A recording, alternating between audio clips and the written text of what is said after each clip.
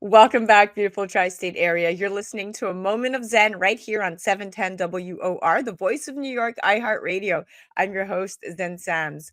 Up next in our Hydration with Heart segment, brought to you by Once Upon a Coconut, we're featuring Carmindy, a New York based editorial makeup artist, beauty, TV personality, author, speaker, and entrepreneur. Her work has been published in Allure, Elle, In Style, Bazaar, Condé Nast Traveler, Town and Cat Country, Oh, and that's just to name a few. For over a decade, millions of viewers have counted on her to teach them her insider makeup tips and tricks on TLC's hit show, What Not to Wear. She's now founder of Carmindy Beauty, a streamlined collection of affordable color cosmetics for everyone. She's known for her universal 5-minute face technique and delivers the natural look alternative.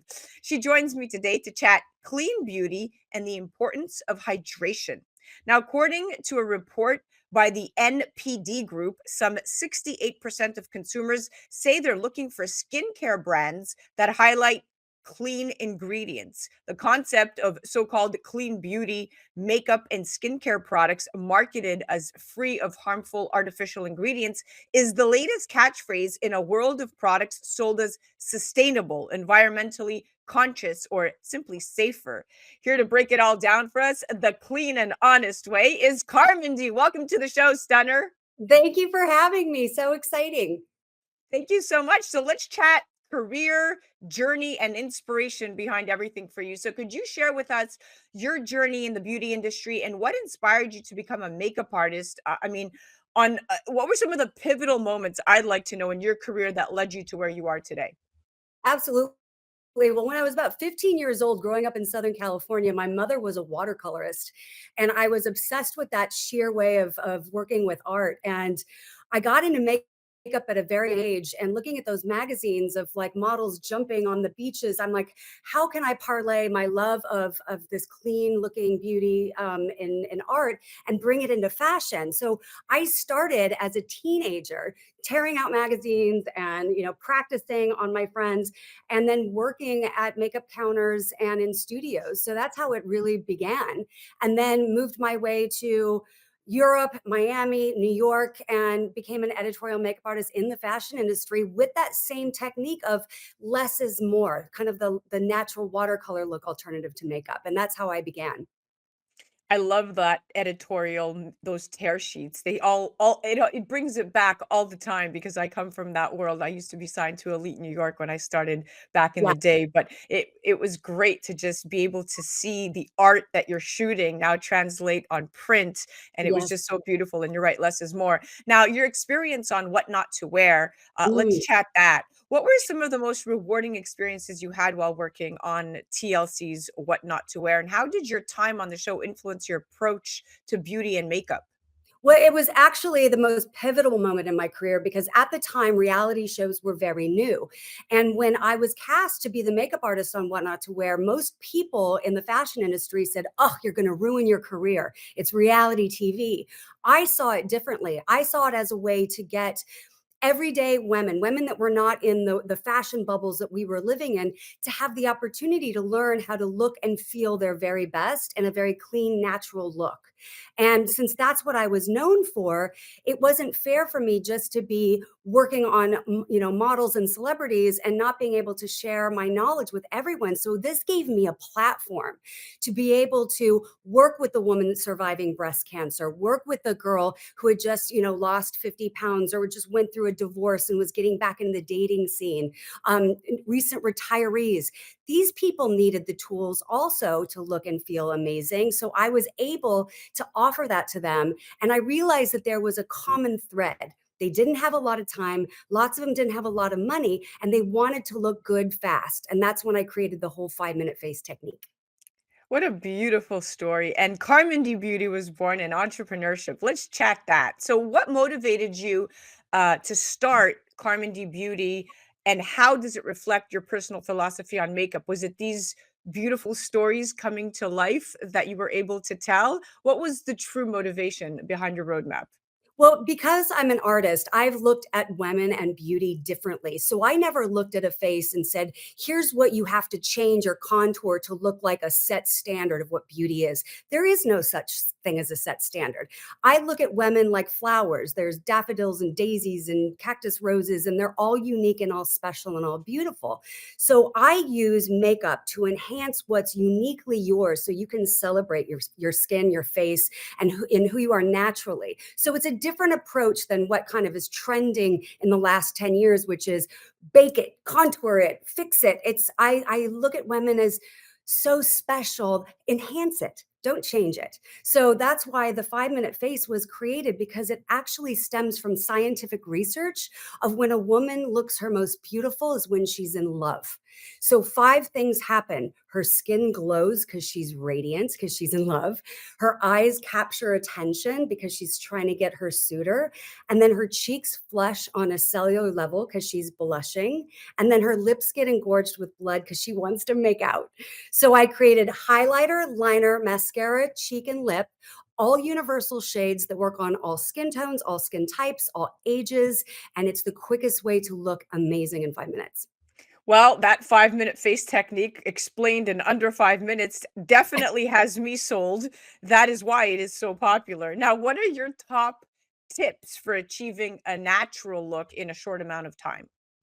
Definitely keep your skin on point. So this goes to the hydration point. You want to make sure that you have not only a diligent skincare routine topically, but you need to take care of what's going inside your body. And hydration is a must. It's funny, I do these beauty tip of the days, and I did one once with a celebrity who said, I just drink water all day long. So anything that's going to keep your skin looking hydrated even more than just water, like coconut water, like magnesium powders, anything you can do internally, taking the right supplements, collagen, all of these things are key. That is the first thing, because if your skin doesn't look good, any makeup you put on top is really not going to, do it justice when you know that you can work from the inside out. So definitely the skincare and hydration key.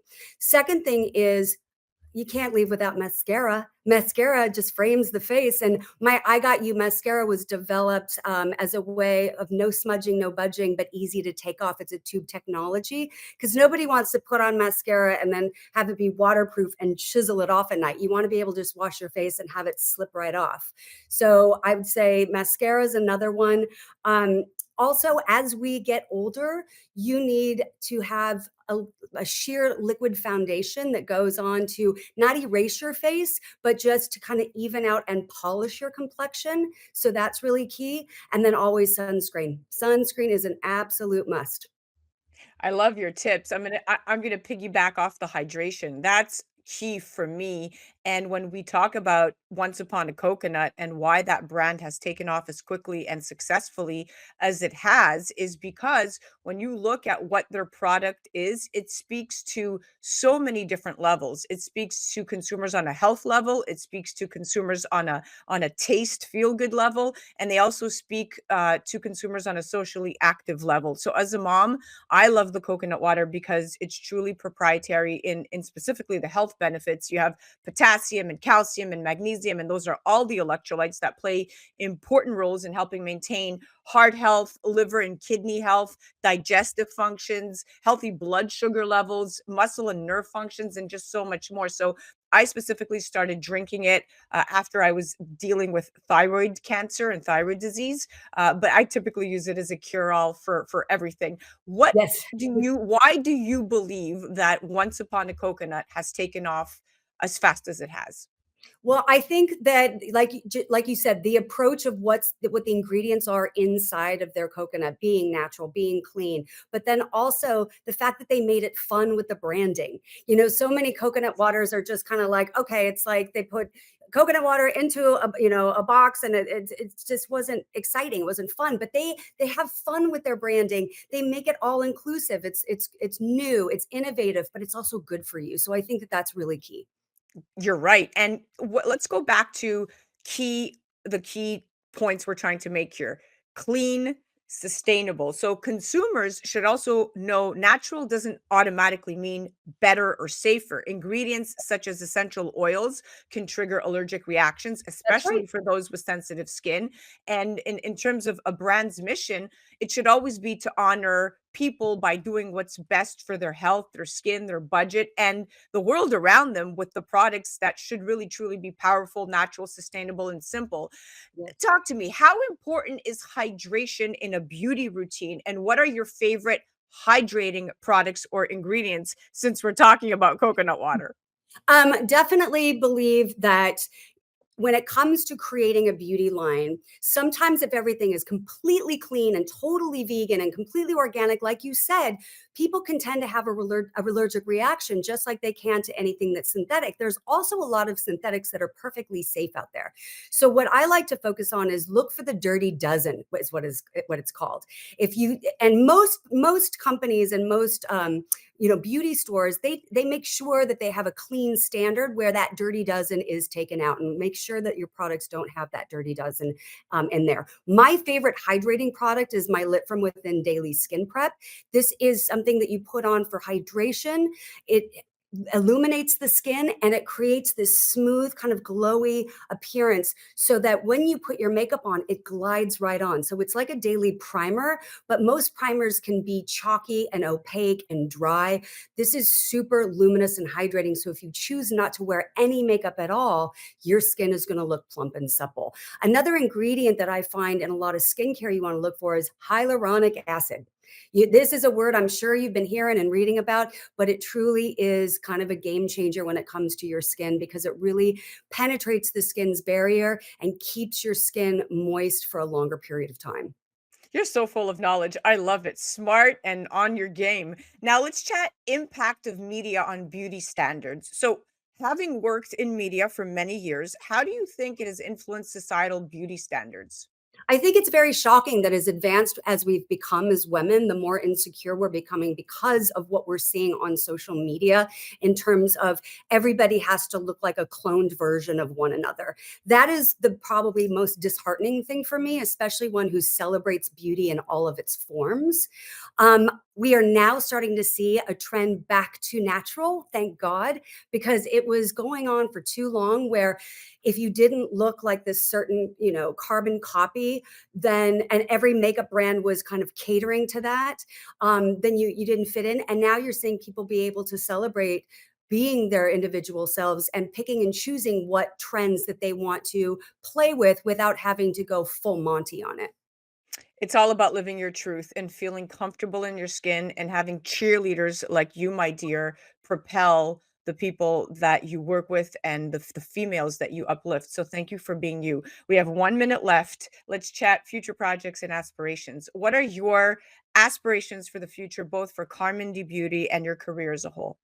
Well, what I realized after years of being, a product developer is that there's no reason to have expensive beauty brands out there when I know that if the formula is good, you can save on the packaging to be sustainable. You don't have secondary packaging. Get rid of the box. When was the last time you took out a mascara and then put it back in the box it came in, right? It just gets thrown in the trash. So I've able to get Carmony Beauty at a price point that's affordable for everyone, and we're launching on Amazon in just a few weeks. So that is really exciting, and then we're going to grow the brand from there.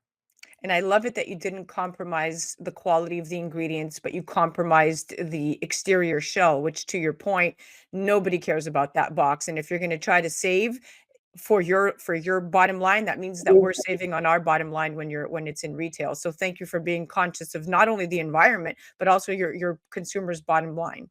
Yes, exactly. I think it's so important. That's what everything you see out there is so expensive. It doesn't need to be, because I know what goes inside and I know what you're really paying for, which is box and packaging. Well, thank you so much for your honesty. We are out of time. I can't thank you enough for coming on and chatting with us today. It was wonderful. Thanks for having me. Without a doubt. That was our Hydration with Heart segment, brought to you by Once Upon a Coconut. That was the awesome Carmindy. She's a New York-based editorial makeup artist, a beauty lifestyle expert, a TV personality, an author, a speaker. What isn't she? She's very impressive is what she is. You can definitely check her out on the gram at Carmindy Beauty. You could head directly to her website at carmindybeauty.com. And do check out Once Upon a Coconut. You could head directly to onceuponacoconut.com. Imagine a drink that's nutrient rich, powerfully refreshing, naturally sweet with no added sugars, not from concentrate, zero additives, low in calories, absolutely no artificial flavors, and is so tasty that it will become your new favorite beverage. Once Upon a Coconut is available in 4 refreshing flavors. They have pure, chocolate, pineapple, and sparkling with energy. Do your taste buds a favor and pick up some today. Head to onceuponacoconut.com.